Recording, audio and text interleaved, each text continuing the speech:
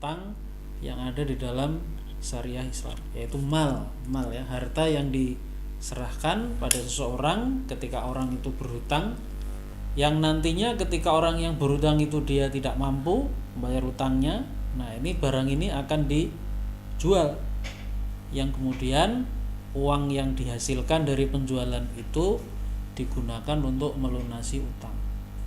Nah, contoh yang praktis ya, dulu pernah di zaman Nabi sendiri pernah utang dengan memberikan suatu jaminan utang. Dalam hadis yang sahih itu disebutkan dari Aisyah radhiyallahu anha, anna Nabiyya sallallahu alaihi wasallam ishtara ta'aman min Yahudiyin ila ajalin wa rohanahu dir'an min hadidin. Jadi ada hadis dari Siti Aisyah radhiyallahu anha bahwa Rasulullah sallallahu alaihi wasallam dulu pernah membeli bahan makanan dari seorang Yahudi, yaitu bahan makanan itu adalah syairon dalam bahasa Arabnya, yaitu jawawut dari seorang Yahudi, ila ajalin secara tempo, artinya pembayarannya nanti, barangnya diambil lebih dulu, dan Nabi menyerahkan baju besinya sebagai jaminan utangnya. Ya, itu contohnya. Jadi Nabi pada waktu itu utang sebenarnya, tapi utangnya bukan utang qard ya, bukan utang pinjaman seperti pinjam duit gitu ya, tapi utang dari jual beli atau disebut dengan utang dagang. Jadi Nabi mengambil barangnya dulu, kemudian dibayar nanti. Nah, di sini Nabi menyerahkan baju besi beliau ini yang biasanya dipakai perang dijadikan rohen atau jaminan utang. Nah, itu contohnya. Nah, hukumnya itu adalah boleh dalam syariat Islam didasarkan pada Al-Quran maupun hadis Nabi. Di dalam Al-Quran, dalam surat Al-Baqarah ayat 283 itu ada ayat yang berbunyi wa in kuntum ala safarin walam tajidu katiban farihanum maqbudah. Wa in kuntum ala safarin, dan jika kamu dalam suatu perjalanan, walam tajidu katiban, dan kamu dalam perjalanan itu bermuamalah tidak tunai. Muamalah tidak tunai itu artinya ya melakukan muamalah yang pembayaran uangnya itu tidak pada waktu itu, tapi pembayarannya mundur. Barang diambil dulu misalnya, ya, jual beli barangnya diambil lebih dulu, pembayarannya mungkin sebulan lagi, 2 bulan lagi, ya. Walam tajidu katiban, kamu dalam perjalanan melakukan muamalah tidak tunai dan tidak mendapatkan seorang penulis, farihanum maqbudhah, maka hendaklah ada barang yang menjadi jaminan utang, maqbudhah, yang dipegang oleh orang yang memberikan utang. Ini surat Al-Baqarah ayat 283. Jadi pada ayat ini membolehkan adanya muamalah tidak tunai dengan memberikan jaminan utang, ya. Nah, di sini yang perlu diperhatikan, muamalah yang tidak tunai tadi dengan boleh memberikan jaminan utang tidak disyaratkan dalam perjalanan, ya, meskipun ayatnya itu menyebutkan ada in syartiyah di situ, wa in kuntum, jika kamu dalam perjalanan, walam tajidu katiban, kamu bermuamalah di perjalanan itu melakukan muamalah tidak tunai, lalu tidak kamu miliki seorang sekretaris atau penulis, maka dalam muamalah tidak tunai itu ada jaminan utangnya yang dipegang oleh pihak yang memberi utang.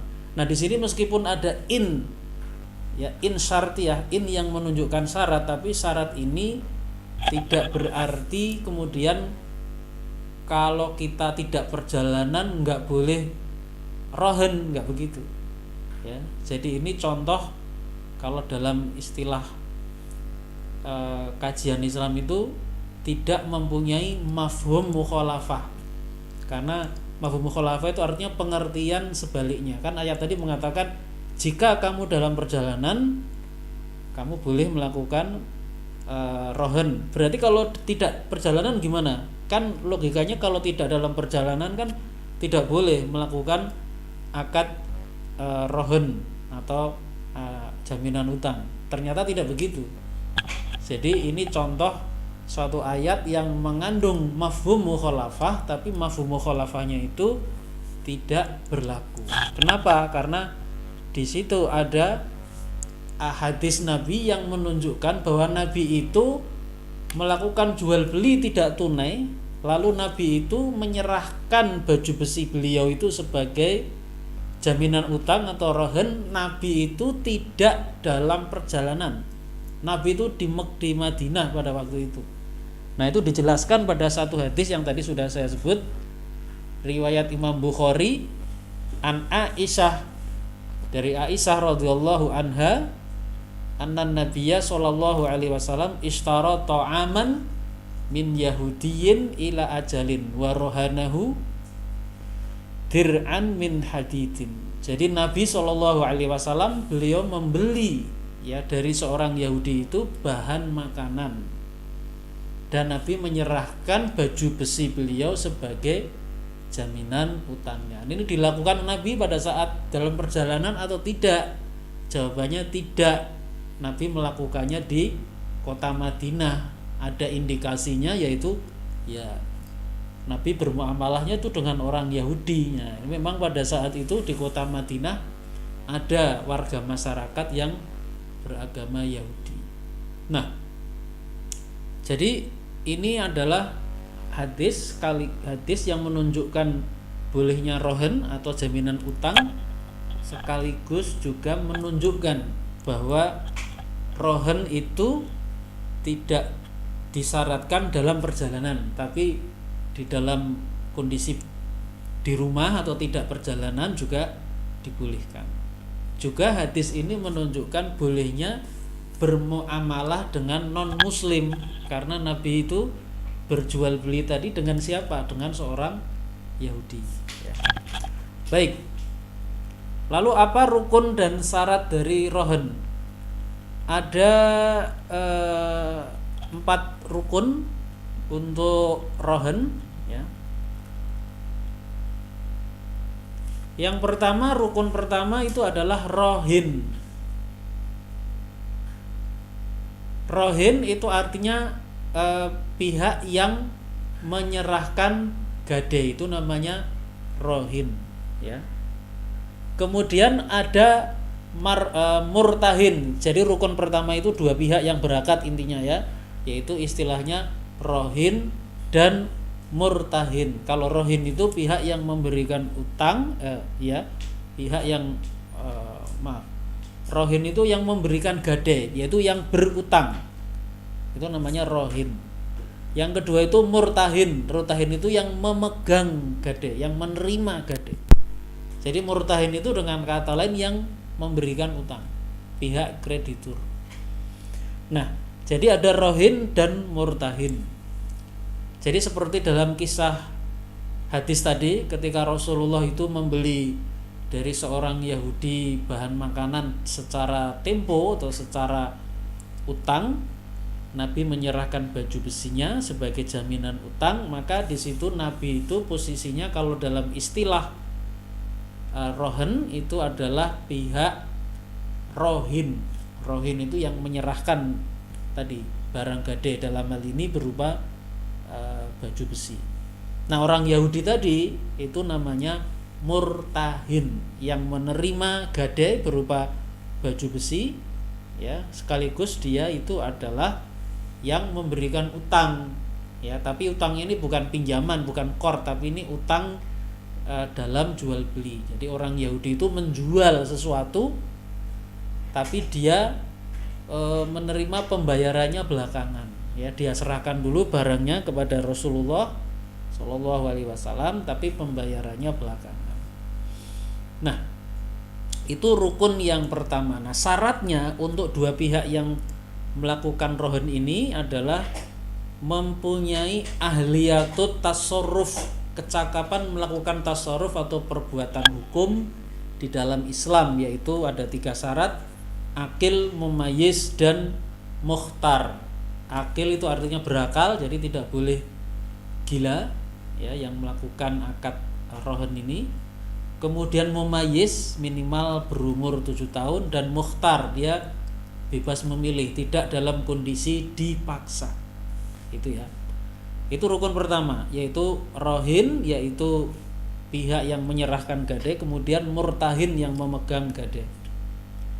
Rukun yang kedua itu adalah marhun atau rohen, yaitu barang gade atau jaminan utangnya itu. Syaratnya adalah berupa suatu ain. Ain itu adalah suatu barang atau benda yang sah dijual belikan secara syariah. Itu syaratnya. Jadi ada rukun, ada syarat gitu ya. Jadi rukun yang kedua itu adalah barang yang digadekan, yang dijadikan jaminan utang. Kalau dalam istilah bahasa Arab disebut dengan rohen, ar-rohnu, atau disebut juga dengan marhun ya. Nah, syaratnya adalah berupa ain atau suatu benda atau suatu barang yang sah untuk dijual belikan. Nah, ada satu kaidah fikih yang terkait dengan persoalan ini yang bunyinya kullu ainin jaza bai'uhu jaza rohnuhu ya. Kullu ainin, setiap-tiap ain. Ain itu artinya barang atau benda. Setiap benda atau barang yang boleh dijual belikan boleh dijadikan jaminan utang ya. Kullu ainin jaza bai'uhu jaza rohnuhu. Jadi ini syarat ini umum, berarti kalau suatu benda itu boleh dijual belikan berarti boleh dijadikan jaminan utang ya. Misalnya sepeda motor itu boleh dijual belikan, berarti boleh dijadikan jaminan utang. Tapi kalau sesuatu itu haram dijual belikan, maka tidak boleh dijadikan jaminan utang. Misalnya orang punya motor, tapi motornya itu sedang dilarikan oleh seseorang. Bukti kepemilikannya ada, dipegang oleh yang punya, ya. Bukti kepemilikannya, BPKB-nya dipegang. Tapi sepeda motornya itu mungkin disewakan atau dipinjamkan kepada seorang, itu dilarikan entah di mana. Nah, setelah itu dijadikan jaminan utang dengan menyerahkan BPKB-nya kepada orang yang menjadi kreditur. Nah, itu tidak boleh. Kenapa? Karena ini barang yang sedang dilarikan itu kan secara hukum jual beli tidak boleh dijual belikan kan. Barang itu harus bisa diserah terimakan, tapi ternyata karena sedang dilarikan motornya kan tidak bisa diserah terimakan. Nah, setiap barang yang tidak bisa diserah terimakan itu tidak sah dijual belikan. Nah, kalau tidak sah dijual belikan itu berarti tidak sah dijadikan jaminan utang gitu ya. Nah, termasuk juga kalau misalnya barangnya bisa diserah terimakan tapi haram dimakan. Misalnya orang menjadikan jaminan utang itu misalnya babi, orang utang nih jaminannya babi, dia serahkan. Nah, itu nggak boleh ya. Karena apa? Karena babi itu tidak boleh dijual belikan ya. Termasuk segala barang yang haram dijual belikan, tentu tidak hanya babi ya. Maka tidak boleh barang yang seperti itu dijadikan jaminan utang ya. Jadi itu rukun yang kedua mengenai barang gadai atau jaminan utang atau rohan. Rukun yang ketiga itu adalah marhun bihi. Marhun bihi itu artinya sesuatu yang dijamin, yaitu apa? Utang itu sendiri atau ad-dain. Jadi yang rukun ketiga itu adalah utang, yaitu adanya utang. Jadi artinya memang yang namanya rohen itu muamalah yang kedua setelah muamalah yang pertama, akad muamalah yang pertama, yaitu ada utang. Jadi kalau tidak ada utang ya sebenarnya tidak ada yang namanya jaminan utang atau rohen ya. Nah, Jadi kalau tidak ada unsur utang ya tidak disyariatkan yang namanya rohon. Jadi rohon itu berarti mutlak, karena ini merupakan rukun, berarti itu harus terjadi yang namanya dain atau utang. Nah, syarat utang itu ada 3 untuk rukun ketiga ini, yaitu utang. Yang pertama, sudah ada sebab utangnya. Kalau belum ada sebab utang, itu berarti disebut utangnya itu belum mustaqir, ya. Jadi ini belum kuat kedudukannya secara hukum, ya. Sebab terjadinya utang itu bisa bermacam-macam, diantaranya akad, ya, akad jual beli misalnya, tapi jual beli tidak secara tunai, berarti itu sebelum terjadinya akad jual beli itu berarti kan utangnya itu berarti belum ada secara hukum. Nah, kalau utangnya belum ada berarti belum boleh ada akad rohen, ya. Tapi kalau sudah terjadi akad jual beli dan akad jual beli itu terjadi secara utang, nah berarti itu sudah ada sebab utang itu sendiri, ya. Itu syarat pertama dari utang. Kemudian syarat yang kedua adalah utangnya itu memungkinkan untuk dilunasi, ya. Berarti utangnya itu dalam batas-batas yang, ya, batas-batas kemampuan orang itu untuk membayar, ya. Bukan utang yang tidak rasional atau utang yang sangat besar yang tidak memungkinkan untuk dilunasi. Kalau seperti itu berarti tidak boleh ada rohen atau jaminan utang. Yang ketiga adalah utang itu syaratnya diketahui dengan jelas jumlahnya berapa, yaitu maklum. Bahasa Arabnya maklumun. Berapa juta misalnya atau berapa miliar, itu diketahui dengan jelas. Baik, itu syarat untuk rukun. Kemudian syarat untuk rukun ketiga. Kemudian rukun keempat adalah sighot, yaitu ucapan ijab dan qabul dalam akad rohen. Nah, syarat sighotnya ini adalah tidak mu'alaq, tidak digantungkan dengan suatu peristiwa yang akan terjadi di masa yang akan datang. Jadi misalnya begini, ada seseorang mengatakan, saya akan menggadaikan sepeda saya kepadamu kalau si fulan datang dari perjalanan. Nah, ini tidak boleh. Jika jadi orang itu menggantungkan, dia itu mau menggadaikan sesuatu, itu bergantung kepada suatu peristiwa di masa yang akan datang yang tidak pasti. Ini berarti ada unsur yang namanya ghoror. Saya akan menggadaikan motor saya kepadamu apabila si fulan misalnya datang dari perjalanan dari haji misalnya. Padahal kan itu belum tentu dia datang atau tidak, itu sesuatu yang tidak ada kepastian. Baik, jadi itu rukun yang keempat, yaitu tentang sighot atau redaksi ijab dan qabul antara dua pihak tadi. Nah, ada syarat yang disebut dengan syarat luzum oleh para ulama dalam rohen ini, yang disebut dengan al-qabdu, yaitu penerimaan jaminan utang oleh pihak yang memberi utang. Jadi pihak yang memberi utang itu ketika dia sudah memegang barang gadai, sudah menerima barang gadai, itu disebut sudah memenuhi syarat luzum. Syarat luzum itu artinya syarat yang menjadikan barang akad rohon itu bersifat mengikat. Jadi tidak bisa dibatalkan secara sepihak. Berarti kalau belum terjadi penerimaan atau al-qabdu oleh pihak yang memberi utang, berarti itu disebut syaratnya itu belum luzum, belum lazim. Luzum atau lazim sama, artinya belum bersifat mengikat, artinya masih boleh dibatalkan secara sepihak. Nah, kenapa harus ada syarat al-qabdu tadi, syarat yang mengakibatkan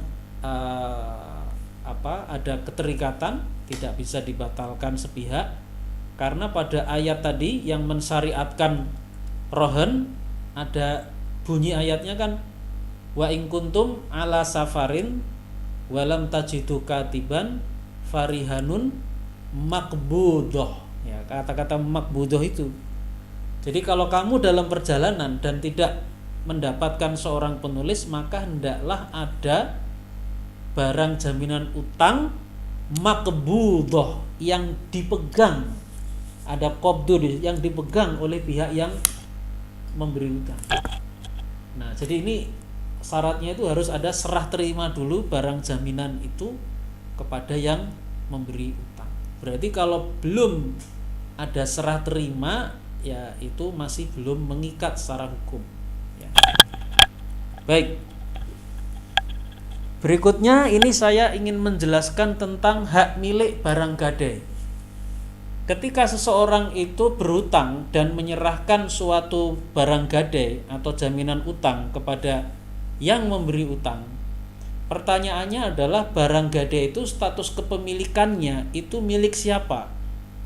Apakah itu miliknya yang menyerahkan gadai, istilahnya itu adalah rohin atau yang berutang masih tetap milik dia, atau menjadi miliknya murtahin, yaitu yang memegang gadai atau pihak yang memberi utang. Maka dalam hal ini Islam memberikan jawaban bahwa barang jaminan utang itu tetap miliknya orang yang berutang, tidak kemudian berpindah hak milik menjadi miliknya pihak yang memberi utang, tidak menjadi milik dia. Ya. Jadi ini yang membedakan antara gadai dalam Islam dengan gadai pada zaman jahiliyah.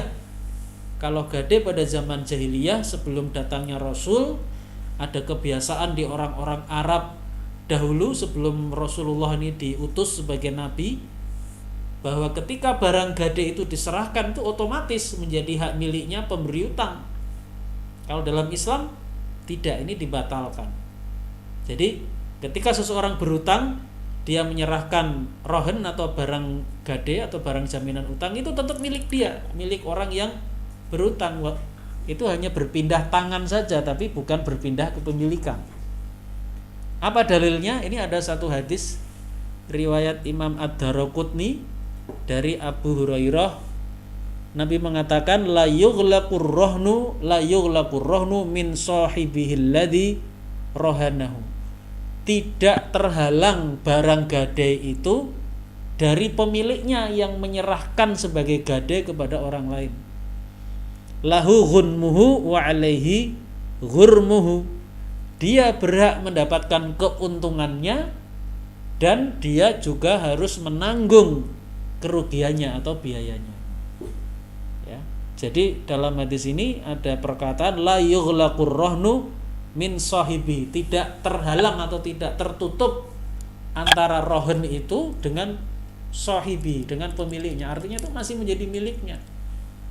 Maka Nabi kemudian menerangkan ketika itu masih menjadi miliknya, masih barang gadai itu masih menjadi miliknya orang yang berhutang, maka ketika barang gadai itu menghasilkan sesuatu yang menguntungkan, itu menjadi hak dia. Misalnya kalau yang digadaikan itu seekor binatang yang sedang bunting, lalu binatang itu melahirkan anak. Nah, anak ini kan keuntungan, ini menjadi haknya siapa? Apakah haknya yang punya binatang yang menyerahkan gadai atau haknya pemegang gadai? Maka itu Islam menjawab lahu ghunmuhu.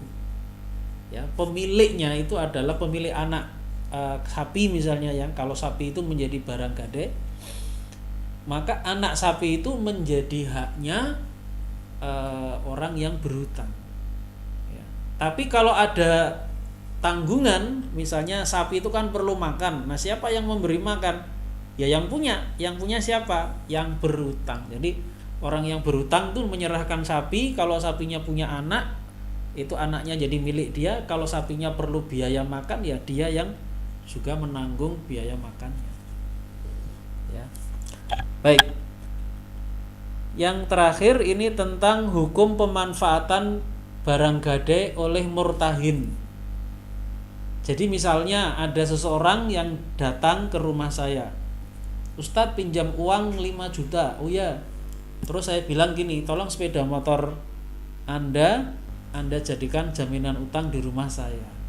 Jadi dia pinjam uang 5 juta. Saya kasih, tapi saya minta sepeda motornya dijadikan jaminan utang atau rohen di rumah saya. Nah, pertanyaannya, apakah boleh saya memanfaatkan sepeda motor itu? Nah, itu yang disebut dengan memanfaatkan barang gade oleh murtahin. Jadi posisi saya itu namanya murtahin, pemegang barang gade atau pemberi utang. Dalam hal ini contohnya tadi pinjaman, saya meminjamkan duit 5 juta. Maka jawabannya adalah haram saya menggunakan sepeda motor itu. Apa alasannya? Karena utang yang terjadi itu adalah pinjaman atau qard. Ya. Nah, setiap manfaat yang muncul dari adanya qard atau pinjaman, maka itu adalah riba. Manfaat itu termasuk dalam hal ini saya menggunakan sepeda motor yang itu menjadi jaminan utang, itu nggak boleh. Karena apa? Karena kalau saya naik sepeda motor itu yang tadi dijadikan jaminan utang, itu kan berarti saya mendapatkan manfaat dari adanya apa? Dari adanya qard atau pinjaman yang saya berikan kepada teman saya tadi. Nah, ini kalau seperti ini tidak boleh. Jadi ini yang hukum yang pertama adalah pemanfaatan barang gadai oleh pihak murtahin itu hukumnya haram kalau jenis utangnya itu adalah pinjaman atau qard itu nggak boleh. Yang kedua, hukum yang kedua adalah apabila jenis utangnya itu bukan qard, utang yang lain. Yang penting bukan qard, maka barang gadai itu ketika dimanfaatkan oleh murtahin itu hukumnya boleh, tidak haram. Contoh misalnya tadi ada teman yang datang, dia jual sesuatu kepada saya, misalnya dia jual HP ini ke saya. Ustadz, ini bukan jual HP ya. Saya yang jual HP, dia membeli HP saya kembali. Jadi misalnya teman yang datang, saya jualan HP. Saya bilang, nih saya ada HP, kamu mau nggak? Ini 5 juta. Oh ya Ustadz. Dibelilah sama dia. HP saya dibeli kepada dia dengan harga 5 juta. Berarti di sini terjadi utang kan, tapi bukan utang pinjaman, tapi utang karena jual beli. Lalu saya bilang, sepeda motor antum itu taruh di rumah saya ya. Nanti kalau sebulan lagi kamu sudah melunasi 5 juta itu, sepeda motornya boleh kamu ambil. Nah, gitu. Nah, apakah boleh sepeda motor itu saya pakai gitu? Jawabannya adalah boleh. Kenapa? Karena ini bukan qard. Jadi utang yang terjadi ini bukan qard. Utang yang terjadi antara saya dengan teman saya tadi itu disebut dengan utang dagang. Utang yang terjadi karena ada akad jual beli. Jadi kan tadi saya menjual HP saya 5 juta kan, beda dengan yang pertama tadi. Kalau yang pertama tadi ada orang datang, dia pinjam duit ke saya kasih duit dia 5 juta gitu. Nah, kalau yang seperti itu tidak boleh saya memanfaatkan sepeda motor dia sebagai jaminan utang. Tapi kalau dia itu tidak meminjam duit saya, tapi dia membeli barang saya dengan harga 5 juta tapi dibayar secara utang. Nah, ini namanya utang tapi bukan qard. Ya. Berarti ketika ada barang jaminan, maka barang jaminannya ini boleh saya manfaatkan. Baik, saya kira itu yang bisa saya sampaikan pada malam ini. Tapi sedikit saya tambahkan ya. Ini saya ingin menjelaskan perbedaan antara 3 macam gadai. Pertama, gadai tadi ini gadai yang ada dalam Islam. Lalu yang kedua adalah gadai konvensional yang ada di pegadaian atau di gadai-gadai swasta, karena gadai swasta itu sekarang juga banyak dan itu secara perundang-undangan memang dibolehkan oleh OJK, Otoritas Jasa Keuangan. Itu OJK membolehkan adanya gadai-gadai swasta itu. Nah, apa bedanya gade dalam Islam tadi yang saya jelaskan dengan gade yang konvensional? Itu adalah kalau gade yang saya jelaskan itu tidak ada pertambahan nilai utang. Jadi utangnya itu tetap, tidak ada tambahan. Jadi misalnya tadi ada teman datang ke saya pinjam uang 5 juta. Ya, pinjam kor. Lalu saya minta sepeda motor antum taruh di rumah saya. Oh iya Ustaz. Nah, nanti ketika dia mengembalikan kepada saya tetap 5 juta rupiah, tidak ada tambahannya. Itu gade yang ada dalam Islam atau rohen. Nah, bedanya dengan gade konvensional, baik itu yang di Pegadaian itu, lembaga keuangan namanya Pegadaian, atau gade swasta, misalnya ada gade HP, gade laptop, gade kamera, kan macam-macam itu ya.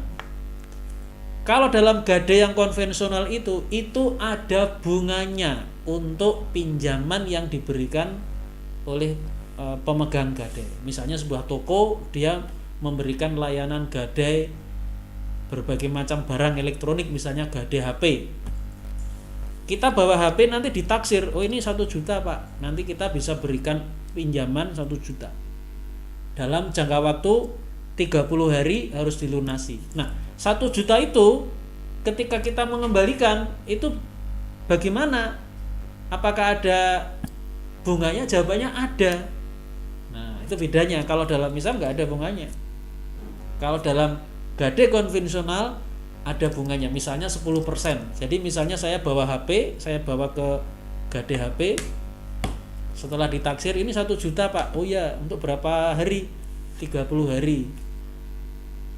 Berapa ongkosnya? Nah, itu istilah yang dipakai itu sewa modal. Sewa modal. Sewa modalnya 10% Pak untuk 30 hari. Misalnya. Jadi nanti ketika orang itu 1 bulan itu datang lagi untuk menebus HP-nya, dia harus menyiapkan 1 juta plus 10%-nya.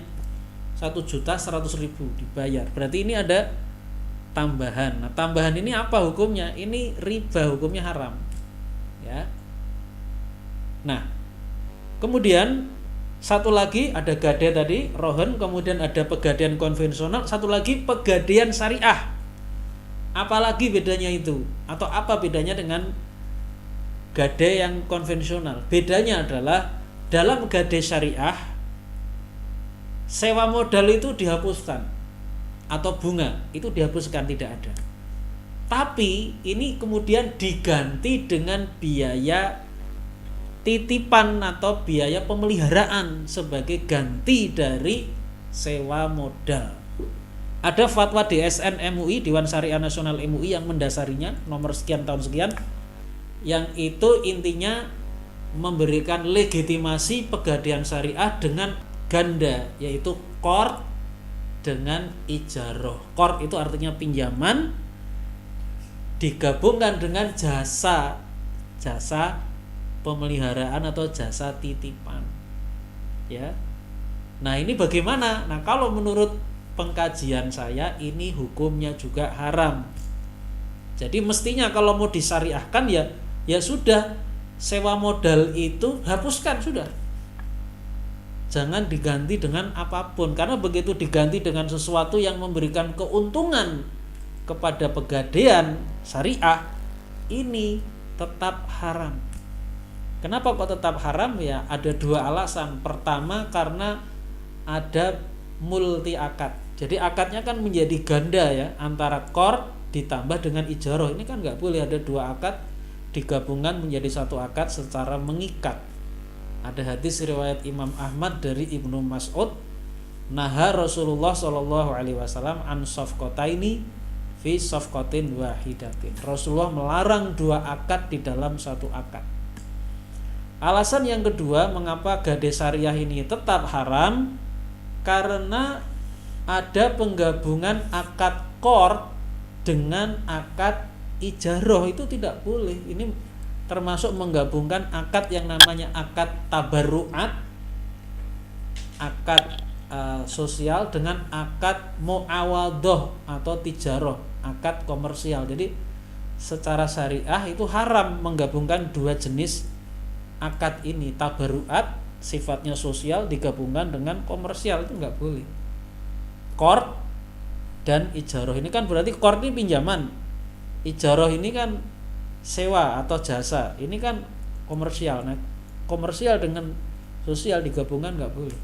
Nah, ada hadis riwayat Imam Tirmidzi, Rasulullah mengatakan la yahillu salafun wa bai'un. Hadisnya panjang tapi saya cukupkan di situ. La yahillu, tidak halal, salafun, salaf itu artinya qardun, wa bai'un, ya, dan jual beli. Jadi qard digabungkan dengan jual beli, la yahillu, tidak halal. Tapi ini tidak hanya jual beli yang diharamkan, tapi semua jenis akad-akad yang semisal dengan jual beli, yaitu apa, ijaroh. Kan ini sama sifatnya sebagai akad muawadhah atau akad ijaroh, kan sama, antara jual beli dengan sewa kan sama, yaitu untuk mendapatkan keuntungan.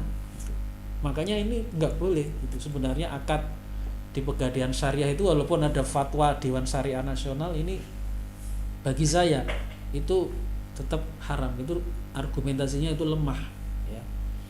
Baik, itu yang bisa saya jelaskan untuk materi gade atau rohen pada malam hari ini. Selanjutnya saya mungkin kalau ada pertanyaan dari teman-teman, saya persilahkan. Terima kasih. Wassalamualaikum warahmatullahi wabarakatuh.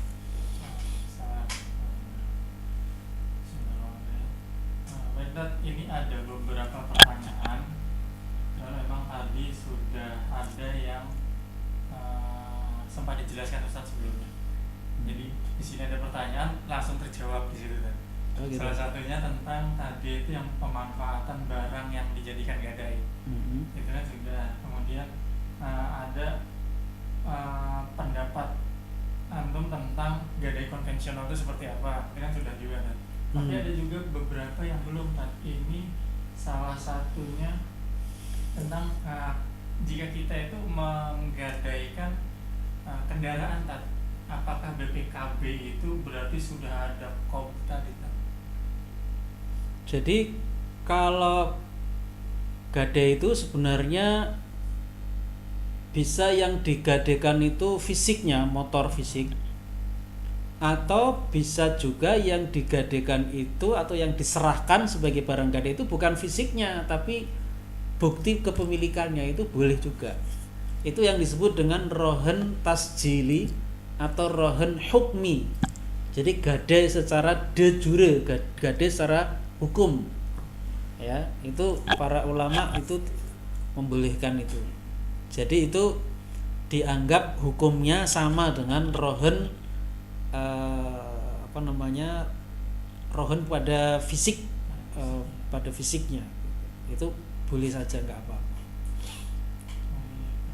Kemudian ini ada juga dia menggadaikan, jadi kalau gadai tadi itu kan nggak merubah hak kepemilikan, benar. Nah, kemudian apakah barang yang digadaikan itu juga termasuk barang yang kita wajib untuk menzakati itu kan?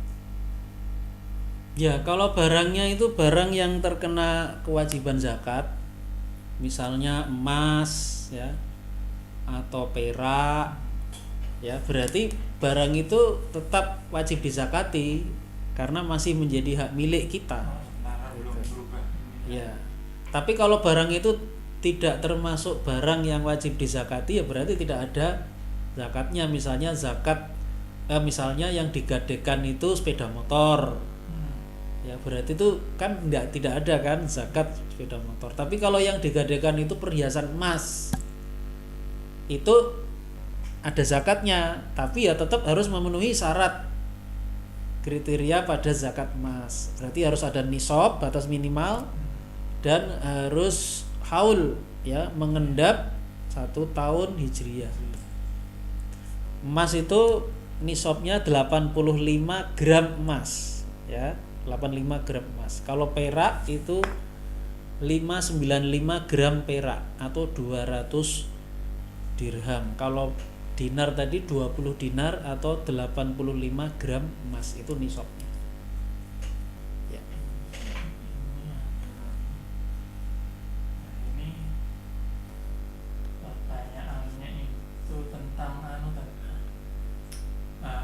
sih kalau misalnya kita itu menggadaikan, tapi yang digadaikan itu seperti hewan ternak gitu. Nah kemudian terjadi sesuatu nih sama hewannya kan, entah itu sakit atau malah mati, itu gimana kan? Jadi kalau ada barang gade itu berupa binatang ternak, maka ini saya jawab pertama ini mengenai boleh atau tidaknya, jawabannya boleh. Jadi boleh ada barang gade berupa makhluk hidup, itu boleh ya, seperti unta atau sapi atau kambing, itu boleh. Nah kemudian ketika itu terjadi kematian, maka itu tidak menjadi tanggungan pemegang gade,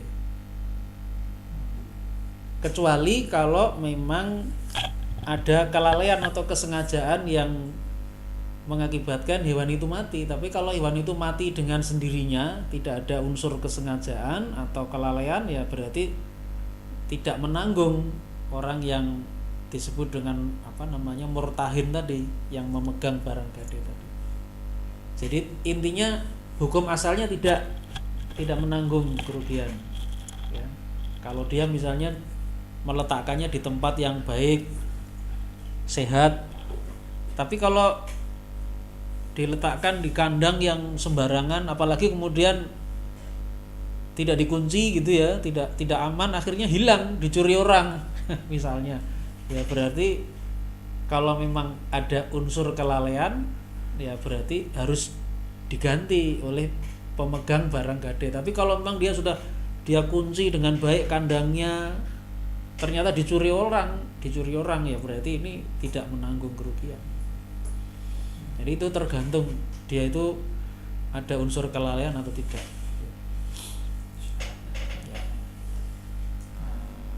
Kemudian ini balik lagi masih seputar tadi, seperti motor, kendaraan atau hewan ini.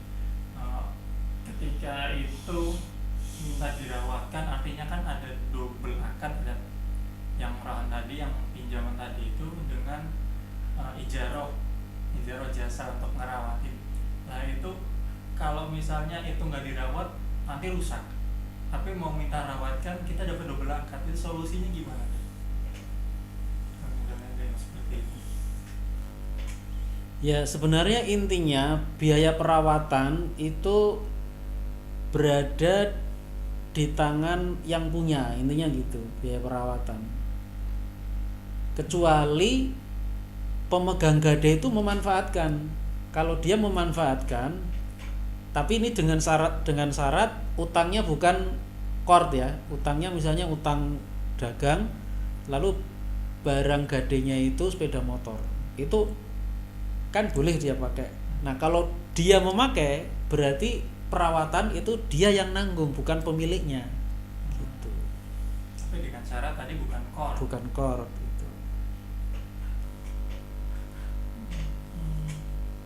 Nah ini mungkin agak serem. Kalau misalnya yang rohin, yang meminjam, yang menggadai itu meninggal dunia kan? Meninggal dunia, kemudian hukum dari barang jaminan itu gimana? Jadi hukum barang jaminan itu menjadi hak ahli waris dari yang meninggal gitu. Jadi itu kan barang itu kan sebenarnya tetap miliknya si rohin kan, orang yang berutang, yang menyerahkan jaminan utangnya tadi. Nah ketika dia meninggal kan terjadi proses waris, berarti barang yang dititipkan tadi, yang digadaikan tadi itu menjadi haknya ahli waris. Nah jadi nanti muamalahnya yang melanjutkan adalah ahli waris. Jadi bukan berarti terus itu berhenti maksudnya. Enggak gitu. Sama seperti utang biasa kan. Iya. Kemudian ini mungkin agak bergeser dari gadainya kan. Ini ada semacam penawaran kan. Sedekah minimal 50.000, Anda akan mendapatkan masker. Kalimat tersebut itu kan termasuk double akad atau akad yang nggak jelas kan. Nah apalagi jika kita ikut transaksi tadi hukumnya seperti apa? Memberi atau bersedekah mendapatkan masker tadi itu gimana kan? Jadi sedekah minimal 50.000 kita dapat masker, itu termasuk yang double akad kah atau malah nggak jelas tadi atau hukum yang nggak jelas tadi? Sedekahnya itu maksudnya kemana sedekahnya itu? Misalnya di suatu instansi nih ada suatu instansi atau temen kita, kamu kalau misalnya sedekah ini nanti kamu tak kasih ini gitu kan, itu termasuk yang double akad kah? Terus ketika kita ikut transaksi seperti itu hukumnya gimana kan? Sebenarnya begini ya, yang perlu kita pahami itu pengertian sedekah. Jadi sedekah itu sebenarnya bagian dari infak. Yang pengertian infak itu adalah badlul mali bila iwadin, memberikan harta tanpa imbalan, itu yang namanya infak. Infak itu luas, bisa bentuknya itu sedekah, bisa bentuknya itu zakat, karena orang berzakat kan dia membayar sesuatu tanpa mendapat imbalan. Zakat termasuk wakaf. Wakaf itu orang memberikan hartanya, dia tidak mendapat imbalan, itu berarti termasuk bagian dari infak. Termasuk sedekah itu bagian dari infak.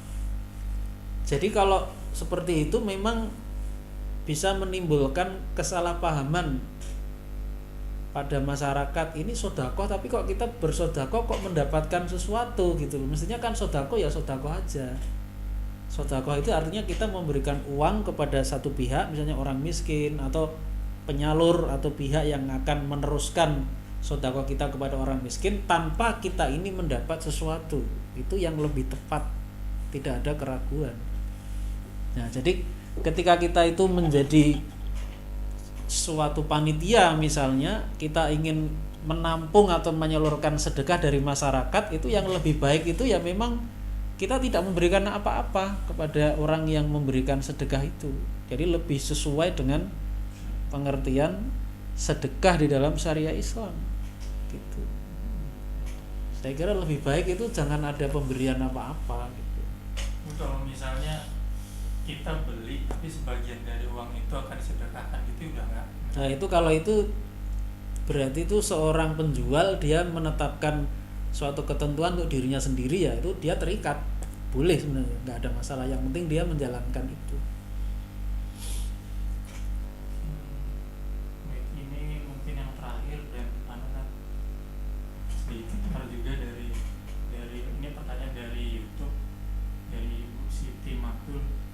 Ustaz, saya mau tanya tentang jual beli emas online.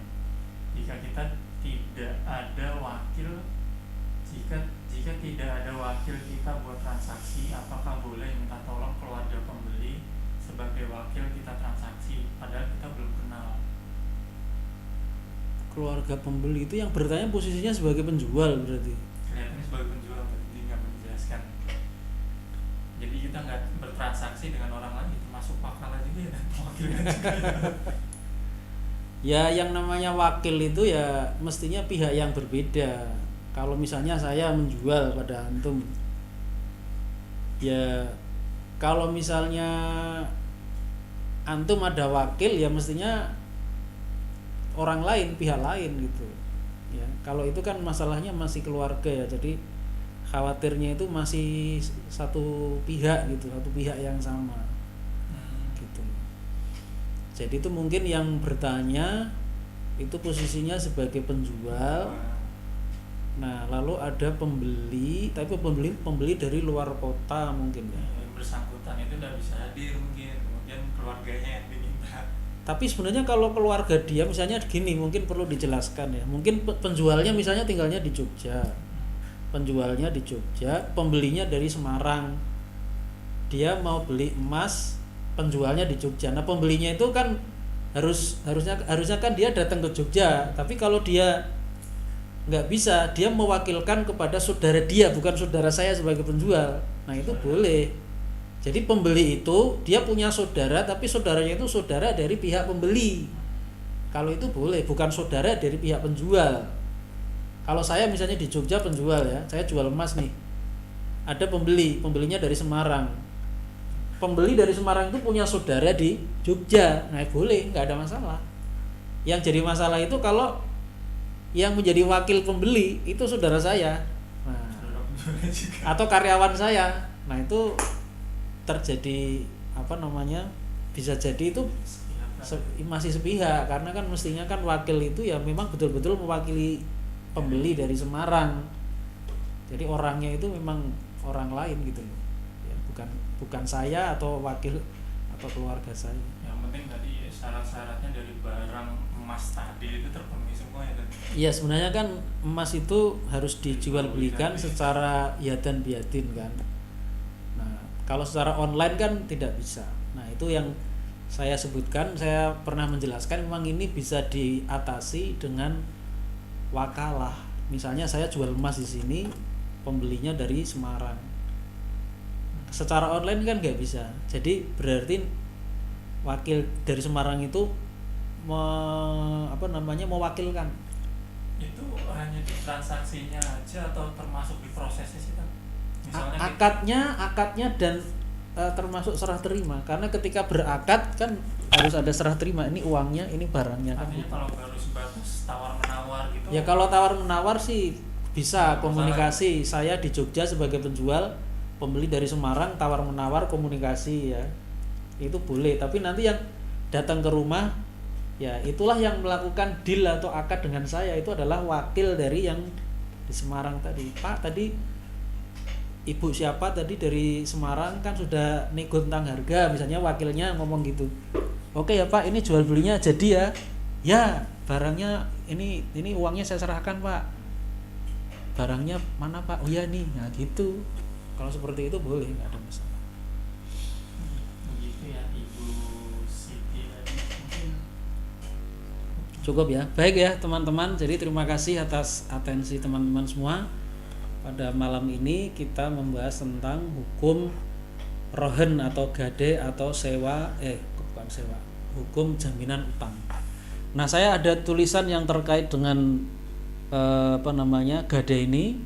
Mungkin nanti bisa dicari di Google atau di situs saya. Yang ini sering ditanyakan ke saya, yaitu tentang menggadekan sawah. Jadi ada orang itu nggak punya uang, karena dia nggak punya uang, dia itu utang misalnya 5 juta, 10 juta, tapi dia menggadekan sawah yang dimiliki, lalu sawah itu hasilnya diambil semua oleh yang memberi utang tadi. Itu boleh apa enggak? Nah, itu seperti itu tidak boleh gitu. Hukumnya haram. Ya, manfaat, karena dia mengambil manfaat dari adanya qard atau pinjaman. Nah, itu ada tulisan saya di internet, bisa dicari dengan kata kunci gade sawah al Jawi ya. Nah, ya, itu saya pernah membuat tulisan itu 2 kali malah, karena banyak yang bertanya itu di berbagai forum. Dalam forum ini kok nggak ada yang nanya. Biasanya itu ada yang nanya. Baik, terima kasih atas perhatian teman-teman semua. Mari kita akhiri kajian kita pada malam hari ini dengan membaca hamdalah dan doa kafaratul majlis. Alhamdulillahirabbil alamin. Subhanakallahumma wa bihamdika asyhadu alla ilaha illa anta astaghfiruka wa atubu ilaik. Wassalamualaikum warahmatullahi wabarakatuh.